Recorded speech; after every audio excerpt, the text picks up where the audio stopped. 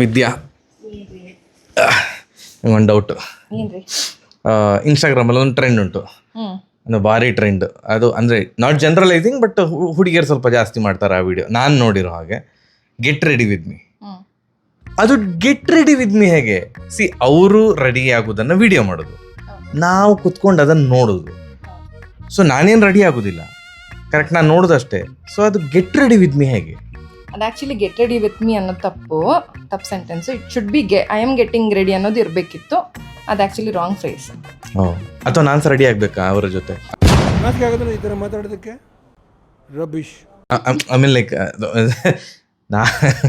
ನಾನು ನನ್ನ ಮನೇಲಿ ರೆಡಿ ಆಗಬೇಕು, ಅವ್ರ ಮನೇಲಿ ರೆಡಿ ಆಗಬೇಕು ಹಾಗ, ಅಥವಾ ಇಲ್ಲ ನಾವು ಕುತ್ಕೊಂಡು ನೋಡೋದಷ್ಟೇ. So it is a wrong title for the trend ಅಲ್ವಾ? ಅವ್ರು ರೆಡಿ ಆಗಲಿ, ನಾವು ಅದನ್ನು ನೋಡಿದ್ರೆ ಸಾಕು. ಕರೆಕ್ಟ್ ತಾನೆ? ನೀವಿಂಥದ ನೋಡೋದು ಇನ್ಸ್ಟಾಗ್ರಾಮಲ್ಲಿ? ನನ್ನ ಕ್ವಶನಿಗೆ ಆನ್ಸರ್, ನನ್ನ ಕ್ವಶನ್ ಎಂತ ಅದು ಇಂಥದ್ದೇ ನೋಡ್ಕೊಂಡಿರ್ತೀರಲ್ಲ, ಗೆಟ್ ರೆಡಿ ವಿತ್ ಮೀ. ನನ್ನ ಫೀಡಲ್ಲಿ ಬಂದದ್ದು ನಾನು ನಿಮ್ಗೆ ಹೇಳಿದೆ ಅಷ್ಟೇ. So get ready with me. Okay friends, bye.